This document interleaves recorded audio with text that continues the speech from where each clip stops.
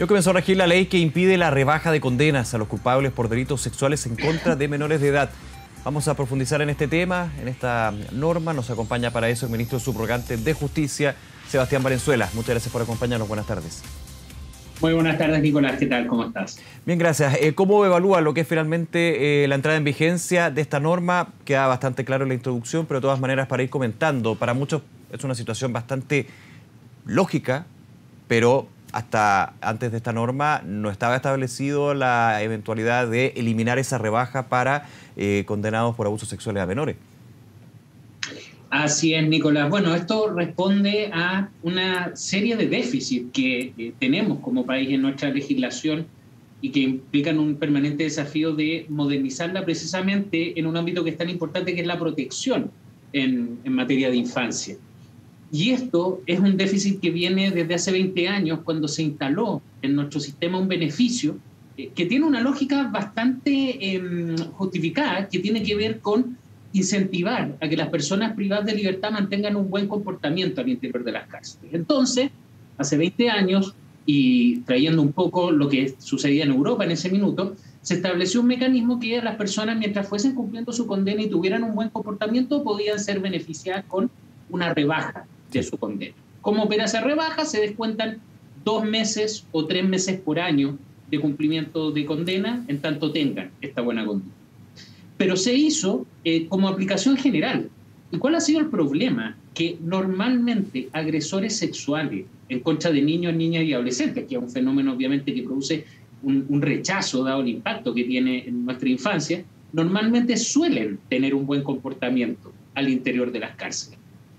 Son personas que no presentan mayores conflictos en relación con sus pares, se someten al régimen de gendarmería y de la unidad penal, y por lo tanto nos tocaba ver que muchas veces estábamos premiando y al final favoreciendo impunidad a una sentencia que había sido dictada. Y es por eso que lo que hemos hecho con esta ley, que rige a contar de hoy, es que mantiene este beneficio para otro tipo de condenados, pero en este caso que han excluido, obviamente, de este tipo de descuentos. Ministro, entendiendo perfectamente finalmente el objetivo que tiene la norma, le hago una pregunta que puede ser más bien técnica y jurídica. Esto por eso obviamente pasa por un proyecto de ley en ese sentido, pero le hago la siguiente consulta.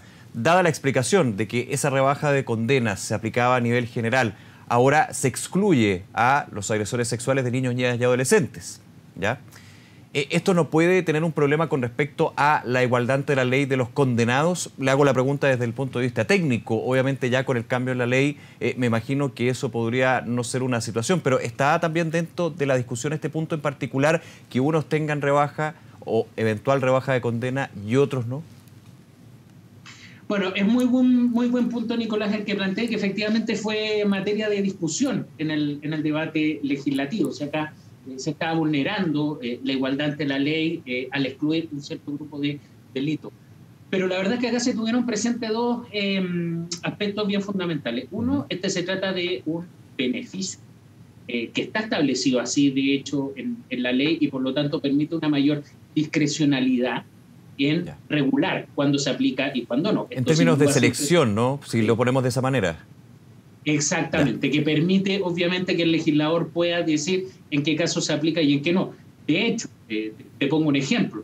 Hay restricciones ya cuando se implementó esta ley el año 2002 que impedía, por ejemplo, aplicarlo a personas que eran reincidentes, por ejemplo, claro, o que habían solicitado el beneficio una vez anterior y se les había negado. Por lo tanto, no es nuevo esto de introducir exclusiones. Sin embargo, el principal elemento, yo diría, tiene que ver con una cuestión más de fondo, y que era parte de lo que mencionaba al inicio, es que el perfil de personas condenadas por estos delitos suelen precisamente tener buena conducta, a diferencia, por ejemplo, de personas que están condenadas por otro tipo de delitos, delitos contra la propiedad, hablamos de robo, delitos vinculados con drogas, donde normalmente hay conflicto entre grupos de pares al interior de las unidades penales, hay personas que son refractarias, obviamente, a el régimen de una cárcel, y por lo tanto aquí básicamente se estaba entregando per se el beneficio de una manera gratuita, y eso no tenía ningún incentivo obviamente en este tipo de conducta. Claro, por eso ha sido la pregunta, y es importante esta diferencia jurídica, no es un derecho, es un beneficio. y al ser un beneficio tiene particularidades distintas con respecto a este punto que yo decía de la igualdad entre condenado y condenado en términos de los delitos. Por supuesto, hay gravedades en términos de los delitos, se va morigerando, más bien se va catalogando de esa manera, pero evidentemente aquí es un beneficio, no un derecho. Quería preguntarle un dato que no es menor.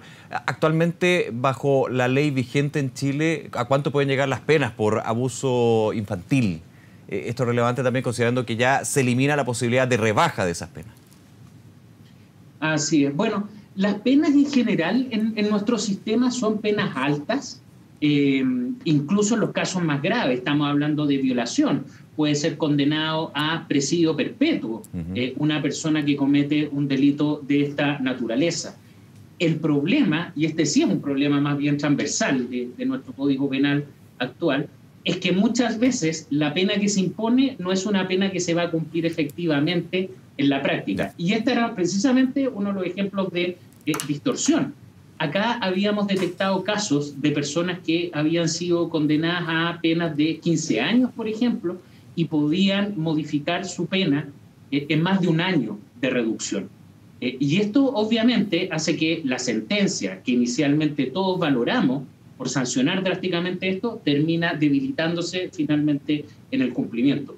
Esto, en todo caso, no es propio de solamente estos delitos, hay unos problemas de base y por eso nosotros también hemos presentado un nuevo Código Penal como proyecto para cambiar nuestro sistema penal, pero aquí teníamos un problema urgente, que estábamos premiando de manera injusta, obviamente, a este tipo de esta norma en particular, me parece interesante, esta norma en particular, ministro, ¿se consideraba dentro de la reforma del Código Procesal Penal y en algún minuto de alguna manera se saca para llevarlo como un proyecto independiente o siempre se pensó así? No, siempre se pensó así. Esto, el 2002, cuando se establece este mecanismo de premiar el buen comportamiento, básicamente en esa época lo que se tuvo a la vista era que esto se aplicaba en Europa y además había un problema de sobrepoblación penal, por lo tanto parecía en ese momento un buen mecanismo.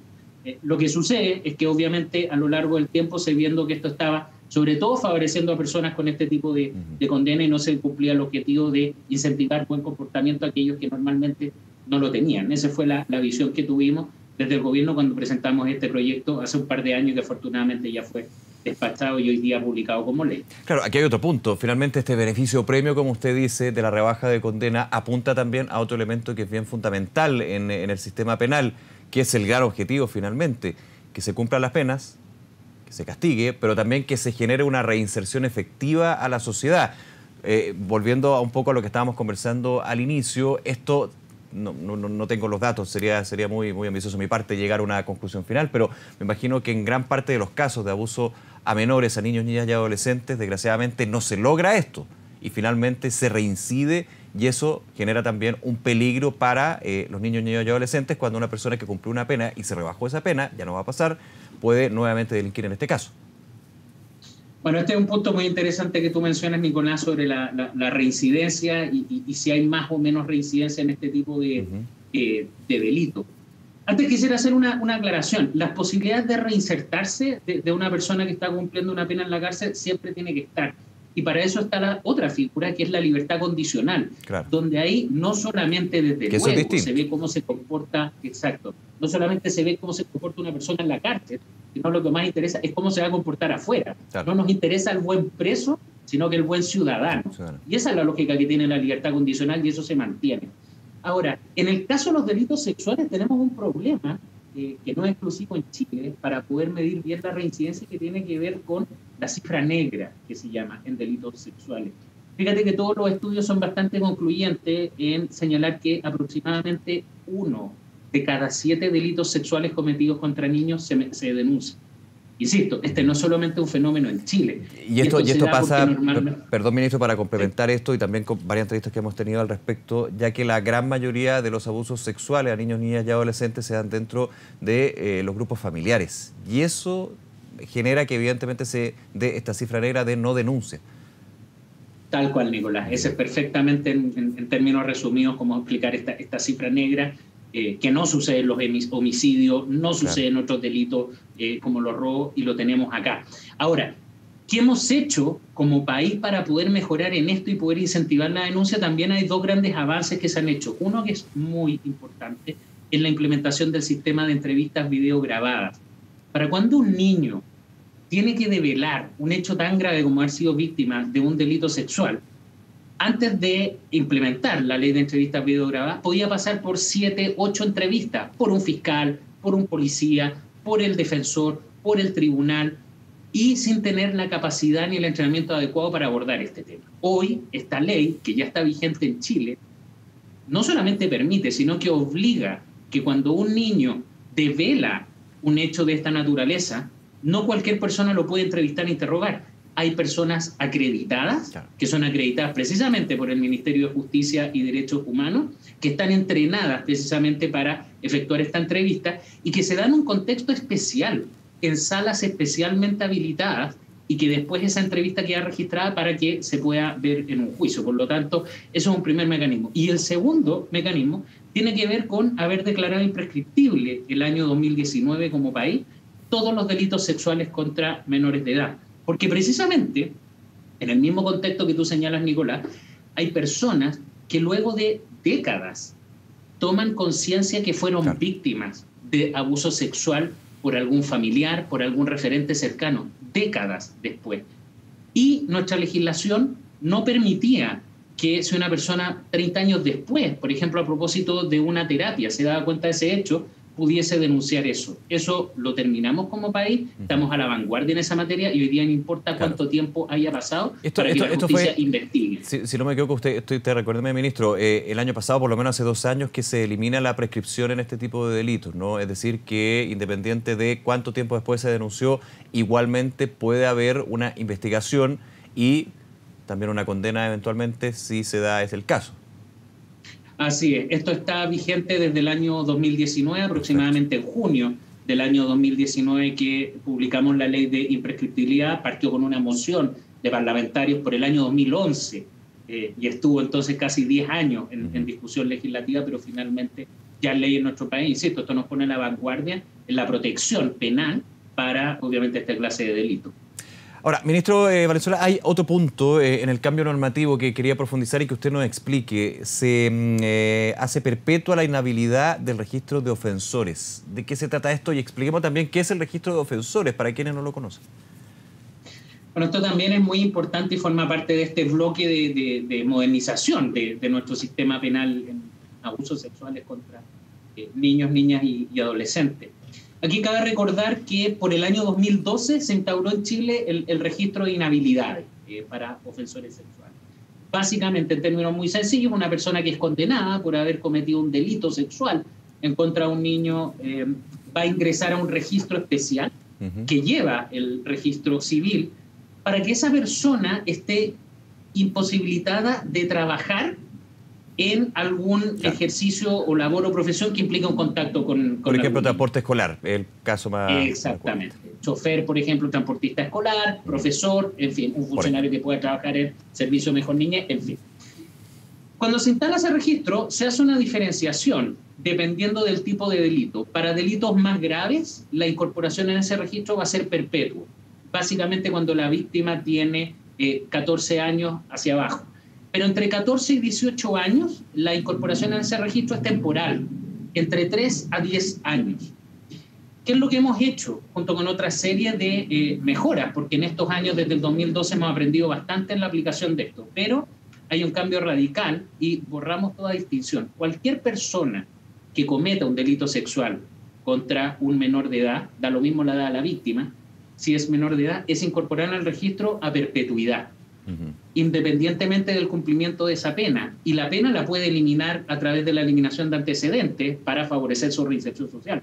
Pero lo que no queremos es que esa persona pueda volver a trabajar con menores de edad. Por lo tanto, hay un registro específico que lleva al registro civil para evitar que esa persona pueda tener contacto, obviamente, con niños, obviamente, y volver a reincidir en este delito. Sebastián Valenzuela, ministro subrogante de Justicia, nuevamente muchas gracias por aclarar las dudas y acompañarnos en esta tarde. Que esté muy bien. Hasta luego, Nicolás, que esté muy bien. Hasta luego, Saludos a todos buenas los televidentes.